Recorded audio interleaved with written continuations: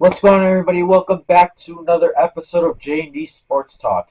In this episode, I'm going to be giving you my NFL Pro Bowl reactions. We're going to talk about that a bit. We're also going to be talking about one of the biggest trades in NBA history. And we're also going to be talking about my NFL Royal, or not NFL, used to saying it, WWE Royal Rumble reactions. That was on Saturday night. The Pro Bowl games were Thursday and Sunday. And then one of the biggest trades in NBA history was Saturday night. So we're going to talk about all three of those. And without further ado, let's get into today's episode. All right, so first off, we are talking about the trade in the NBA that happened this weekend. I was just getting done watching the Royal Rumble. I was kind of dozing off in my chair. And then I went to bed, and as I was walking to go to bed, I've seen on a notification from ESPN Fantasy that Luka Doncic has been traded to the Los Angeles Lakers for Anthony Davis. Now, I was very surprised. And then, as it went on, details came out through the night. I was just so surprised by that trade. I don't know what the Mavericks were thinking. The Lakers were the only team that they asked. The Mavericks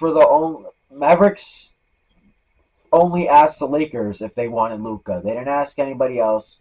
Mavericks called the Lakers, to my understanding, and said, "Do you want Luka for AD?" I guess, but that's just crazy. I would never thought that a player at that caliber would just be traded. That's a player you consider untouchable. 25-year-old, dropped 70 points in a game last year, took them to the finals. Yeah, there was a couple injuries and weight concerns, but that's not a big deal. That's something you could fix and address. And then you gave that up for a 31-year-old injury-prone Anthony Davis, who's good, but he's probably not going to be playing as long as Luka will for sure. And he's injury prone, gets a lot of injuries. Obviously, you can't control that, but that's just a crazy trade. I would never thought that would happen. It's going to be interesting to see how Luka and LeBron play together, if their play styles mesh. And I think AD and Kyrie will be a good duo. Maybe if it was like 10 years ago, they'd be even better. But that trade surprised me for sure. Surprised the whole world. You don't even have to be really an NBA fan, like a lot of people are, to know how big of a trade this is. In NFL terms, in case you're wondering, it's like trading Josh Allen for Dak Prescott. Josh Allen is better and younger. So yeah, that's basically what that trade was. Crazy. The GM made the trade without even telling anybody, not even the coach or the owner, which is crazy. The fans are outside telling them to, sell the team and fire the GM and all that. This was not a good move by the Mavericks, highly in my opinion. I don't know what they were thinking, but what do you guys think? All right, next we're going to be talking about is the NFL Pro Bowl games. Now I'm going to say this right off the bat. If you want to skip this segment, whatever, you do you. But a lot of people are going to say it's boring. The Pro Bowl games suck. Yeah, they're not what they used to be, but at the same time, it's fun to see the players just have fun, play with other stars, meet other players around the league, interact with fans, different celebrations, stuff like that. Just kind of fun to see, the players not really worrying about dropping the ball and stuff like that, making plays and all that kind of stuff. You know what I mean? But Pro Bowl games, once again, NFC's on top. Third straight year in a row. It's like you stutter on camera for some reason. Third straight year in a row for NFC defeating AFC. Eli Manning owns Peyton Manning. But yeah, it was good. One of the best games was the punting. I like that one. Obviously, the flag football game takes the cake. I always like the target passing with the quarterbacks. And I'm surprised AFC won that Madden game. Usually the NFC wins that. But yeah, like I said, it was fun to watch. Good for the players, good for the fans, especially the ones that are there. I feel like people expect everything to be perfect, which obviously isn't, especially nowadays. But it was fun to watch, like I said. Um, Interesting to see how, even though some of those quarterbacks you may say suck, it's interesting to see how accurate they are and how accurate the punters are and the catches wide receivers can make. The foam pit celebrations were cool too.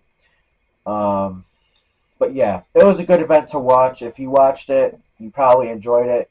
If you didn't, then you probably played video games. But it was a good event to watch. What do you guys think? All right, moving on to my WWE Royal Rumble reactions.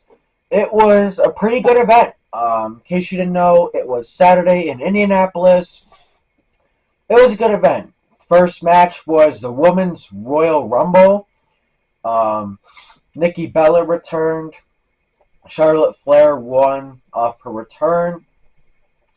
A lot of powerhouse superstars in there. There was Bianca Belair, Bayley, um, Trish Stratus was in there. Nia Jax. Just trying to think off the top of my head. Some fan favorites: Liv Morgan, Chelsea Green. Yeah, it was a good Rumble. I'd give it an 8 out of 10, but I didn't really want Charlotte to win.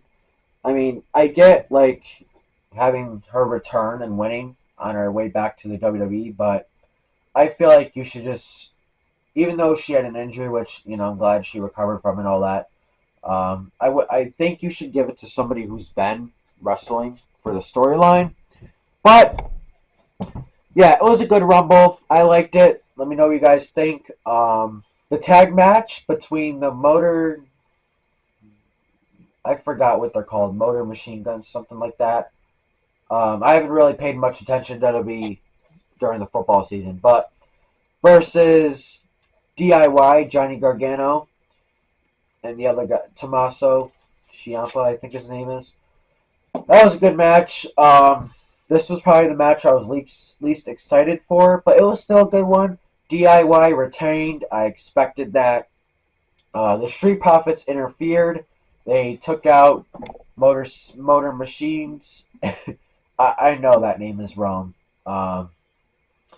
It's like Motor City Machines or something like that. I know I'm saying it wrong, but whatever. Street Profits, they took them out and then they took out DIY after they won the match. Yeah, that was a good tag match. DIY retained, as I said. And then there was Cody Rhodes and Kevin Owens, which that was a great match. Ladder match for I believe, the Intercontinental Championship and the Universal Championship. That was a good match. Cody Rhodes got the win. Sami Zayn came out a little bit, kind of watching the match, making sure they were okay, that kind of stuff. What really sealed the match was Cody Rhodes putting Kevin Owens through a ladder, a slam over his head from the announce table. That was good. That was a good match. And then the main event, obviously the men's rumble. That was really good. Now they did something no one really expected here. Out of all the favorites, you had CM Punk, maybe Randy Orton coming back. You had Seth Rollins, Roman Reigns, John Cena, maybe even AJ Styles, which is my favorite all-time wrestler, by the way. But yeah, you had all those wrestlers, and they had Jey Uso win it, which I support fully. I'm glad he won it. I wasn't expecting him to win it, but I'm glad he did. I think that's a good setup for him and Gunther at WrestleMania in the main event. That's going to be it for today's episode. I hope you guys enjoyed. You do stutter a lot sometimes when the camera's on, but that's okay. Like I said, we'll get better at the podcasts, all the content as we go. Let me know what you guys thought about the Royal Rumble, the NFL Pro Bowl games, and let me know what you guys thought about that trade in the NBA. And I'll see you guys in the next episode. Keep pounding.